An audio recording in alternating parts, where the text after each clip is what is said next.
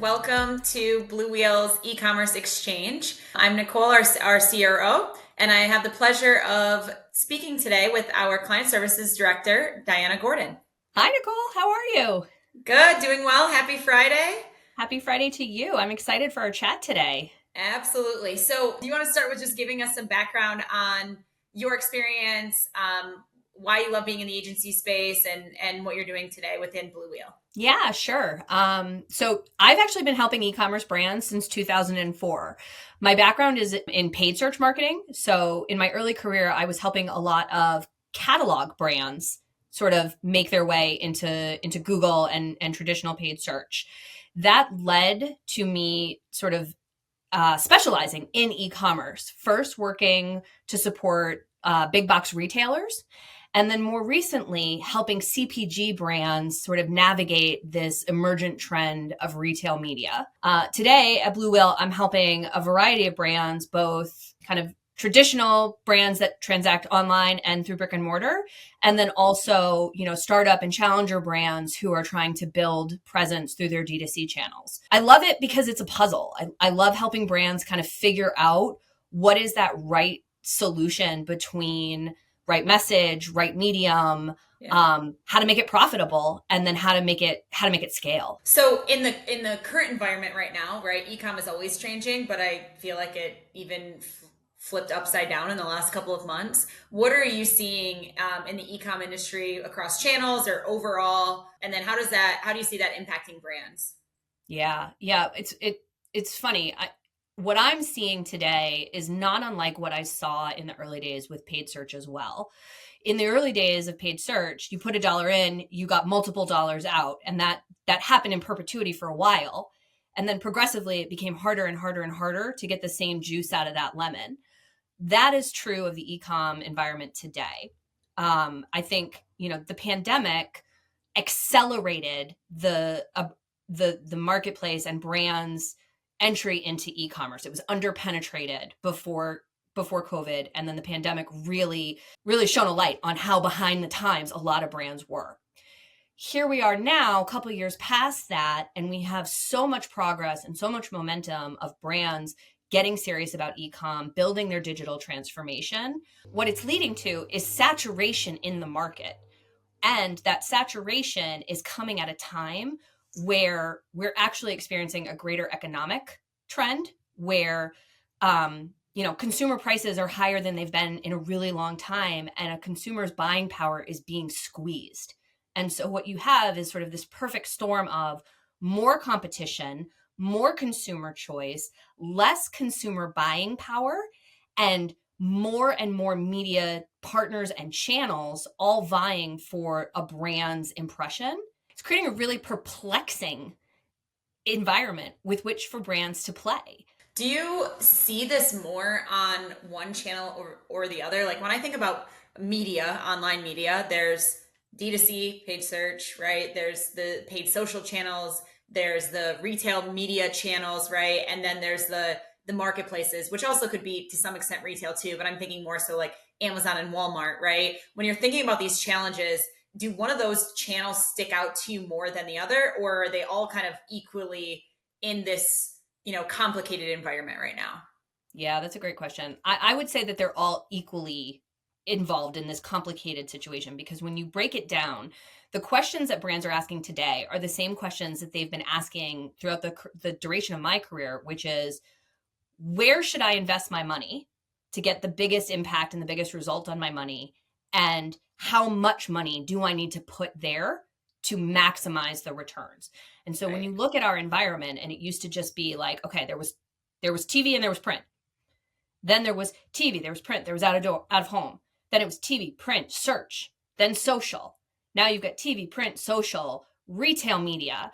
And then even within that conversation, it's okay, how much money do I want to spend with Amazon versus Walmart, right? Or, okay, I've got my meta budget, but how much of my meta budget do I want to invest in TikTok? And so it's that fragmentation of our marketplace that's just making this challenge all the more complex. Yeah. And I think an added layer to that, if we put ourselves on the brand side, Those that are maybe more emerging or the more scrappy brands, you've got one person that has their eye over all of that. But in a lot of scenarios still today, you've got multiple people in different channels and they all have their own budget and their own goals. And then when you've got a year like this year and things aren't working right, the levers that the brands can pull are harder because the levers are across different people within the organization, right? So what I'm seeing is that when there is at least one person that's kind of overseeing, I would guess ecom as a whole instead of these specific channels, it gets a little bit better because in real time you can say, okay, during Prime Day, making that up, right? We're going to pull the Amazon lever and we're going to pull back on D2C, making that up. And then on the flip side, we're going to reverse it, right? So it does require communication even more so than it had previously. And that is it should have always happened, but it's even more important right now because we're seeing the performance slip a little bit, right? We're seeing demand go down, we're seeing conversion go down at the same time as cost per clicks going up. So I think that just makes it a little bit more complicated as well. So I mean, that was I would say that was like the negative picture of what's going on. Flipping the script a little bit, what do we do about it, right? What should brands be thinking about outside of knowing the levers and pulling them together? What are some tactical things that you see brands doing today that's working? Yeah. Let me just react first to what you were saying about sort of, singular point of decision making versus kind of multi-channel. Cross-functional collaboration, I think, has been a real foundational keystone in this digital transformation, decom kind of evolution. And I've been seeing it way back since like the early days of retail media launching. Um, you know, Everyone has the same ambitions and goals. They want to grow the brand, but they want to grow the brand through the respective channels and tactics that they are responsible for. And so that's rife with consternation and decision making and dialoguing. So, what I advise brands on first off is you have to be open to that cross-functional collaboration with your teammates and your partners.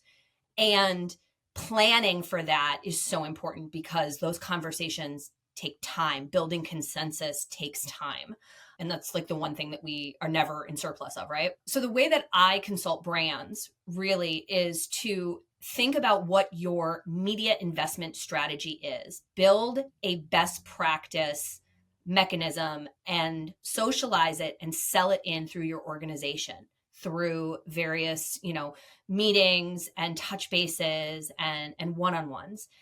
And so we really talk about kind of, whether you're talking about a funnel or a journey, it's all basically the same thing, which is that where are your consumers? How are they responding to media? And what are the actions that you want them to take? So I like to kind of call it the media layer cake of what's that foundational level. In a lot of cases, we would say, especially for decom, it is bottom of funnel, close to point of sale tactics. So search, whether that's on Google or whether that's on Amazon or other retail media, is usually that foundational layer. And so we recommend brands maximize the investment, capturing all that demand that they already have. Mm-hmm. From there, the next layer is a little bit more kind of up funnel or down journey, right? It is the engagement piece of it. And so that could be a non-branded campaign in search, or it could be a retargeting campaign in a display tactic, whether, again, Amazon DSP or working with a programmatic display partner. From there, you're moving up your funnel cake, right? Now it's when you start to add in other engagement and also consideration and awareness building tactics. They could be social channels. They could be run of network display tactics, or they could be offsite display tactics. And so we get more granular in our funnel building because one of the benefits and the challenges in the fragmentation of our industry right now is that there are a lot of media vehicles that are all designed to essentially do the same thing. And so being really choiceful and intentional about what media vehicle, what audience, and then what is the measurement KPI that you are using within that tactic to determine, one, is that tactic successful from an investment strategy? Is the media delivering what you intended it to do? And then right. Two, is it contributing to your business objective? So when you look at all of that in unison, is the brand achieving the business objectives that you're trying to get, whether that is driving incremental sale, whether that is driving new customers into your brand portfolio, whether it's just getting your name out there and getting consumers to know who you are and consider you amongst, kind of the more established players. So I'm trying to summarize that a little bit if I'm on the brand side of like, all right, what are the bullets, the takeaways, right? So instead of it being more bottom up, where you've got certain people within the organization on each channel developing their own strategy with their own budget, we're starting more at the top, and we're saying, regardless of the channel right now, we want to make sure that we've got this covered in the bottom of the funnel and a potential budget for that, whatever we think it is, right? This for the middle, and then this for the top. And then after that, applying the channel or the media channel to those different buckets. And then after that, applying the certain tactics to get there. You Right. got it. Absolutely. So like a way to think about it, and this kind of goes back to like just marketing theory in general, right? There are certain marketing kind of foundational principles with regard to how brands grow.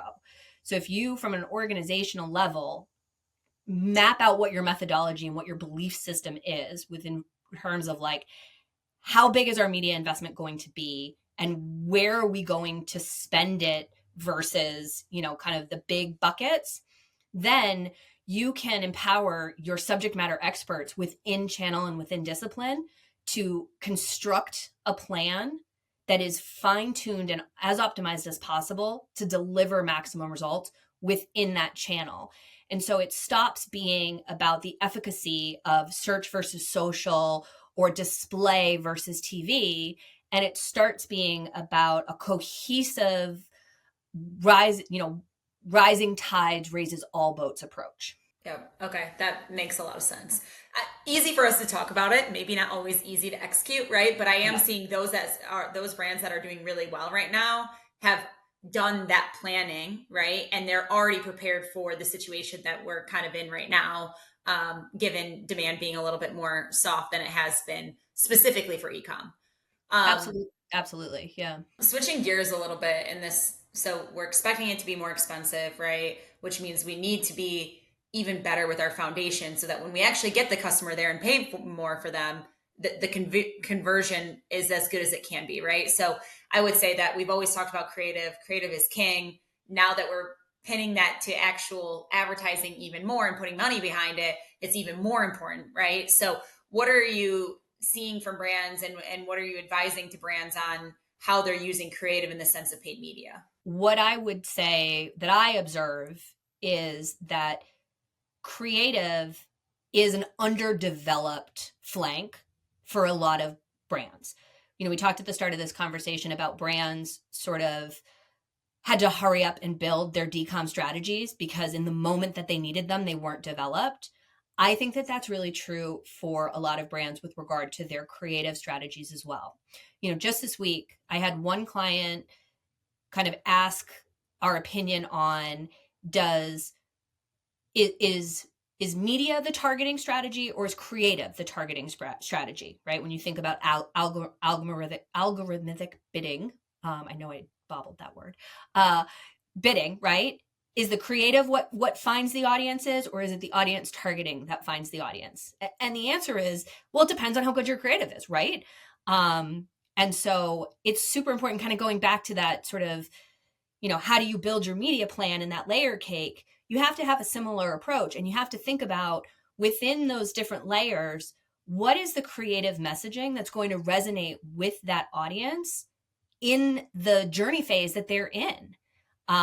And then you have to be prepared to test that and measure it. This is a thing where data is king, and you have to be able to understand, right? Is the creative resonating? Is the creative delivering? And are consumers having a positive experience with the creative that I've put forward? And how can I get that to scale as well? Yeah. And I think from my perspective, I am mostly in the land of Amazon for the most part up until the last couple of years where I'm learning everything else. And I definitely think I took for granted the on Amazon, you didn't really need to think as a marketer as much. It was just, again, that dollar in, however much out, right? And it was very search focused, and it was just more bottom of funnel, maybe more non-branded, and it was good to go. And also within Amazon, you didn't have even the ability to tie creative to your media dollars, right? So you didn't have to worry about it. Whereas now it's crucial. And I think one of the things that I'm learning and seeing from brands is that as you go through those layers, like you had mentioned, when the creative is more cohesive across all the different channels, that's where you're really winning, right? Because we see issues where in awareness, you're driving the messaging with a certain piece of creative, but then when they get to a middle, it's a different piece of creative. So you're still talking about your brand, but it looks completely different. And then you get to conversion, and everything that you were just promoting within those ads above aren't even on your PDP, wherever that is, right?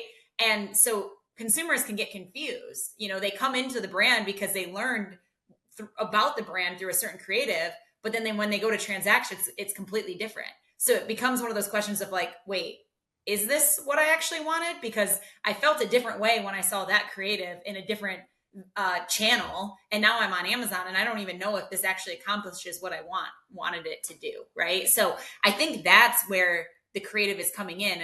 Of course it needs to be engaging, of course it needs to be eye-catching, all of those things, but the story needs to be similar. And the story needs to be similar for the different targets that you're going after. So if a brand is trying to target different people with different product lines, that's great. We definitely need that. But that same target needs to have a cohesive brand position given to them. Absolutely. So as you were talking, Nicole, it was reminding me of experience a couple of years ago. So working on a large national beverage brand, the challenge that you just described within one single ecosystem of Amazon, that actually, if you zoom out, it's a more pervasive issue, because for nationally advertised businesses, especially ones who sell both .com and brick and mortar, now imagine you have one set of messaging that's targeting your audience, your Amazon shopper. You have one set of messaging that's targeting your Walmart shopper, your Kroger shopper, your Target shopper. And so the CMO at this national beverage brand used to talk about, I need matching luggage, just to make it super Yes. simple for everyone in the Yes. organization to rally around, right? Like, it needs to feel and look like the same brand. And from my perspective, and I talked about like kind of what gets me excited about this space, it's the puzzle of this and trying to arrange it in such a way that it it delivers on the ultimate business goal, which is driving scale and increased share for brands everywhere. And so what I really love doing is rolling my sleeves up and getting in with brands and being like, okay, great. This is an Amazon shopper. This is the trip mission that they have at Amazon. It's different than the Walmart shopper and the trip mission that they have. And therefore, this is what the messaging at available at Walmart needs to convey versus this is what the messaging at available at Amazon needs to convey. And then you need to make sure that your audience strategies support that with both, the right positive targeting, but also the appropriate negative targeting, so that we don't accidentally compete against ourselves and send our Walmart shopper an Amazon ad. Right, exactly. So I think that's also a really exciting thing about digital e-commerce, is that when you have the data in front of you, you can make those decisions, right? You can go after a certain channel and say, these are exactly who I want to target, and then go to a different channel and do the exact same way. But you do have that responsibility of making sure you're actually doing that, right? It's more work, right? You get more access, but it's definitely more work and a bigger responsibility than just being a lot more broad. What would you think are those three nuggets that brands should be thinking about going into the holiday season? Sure. Great question. Okay. Firstly, and I love this expression, what got you here is not going to get you there. And so you need to plan for that in your annual marketing plans and media budgets.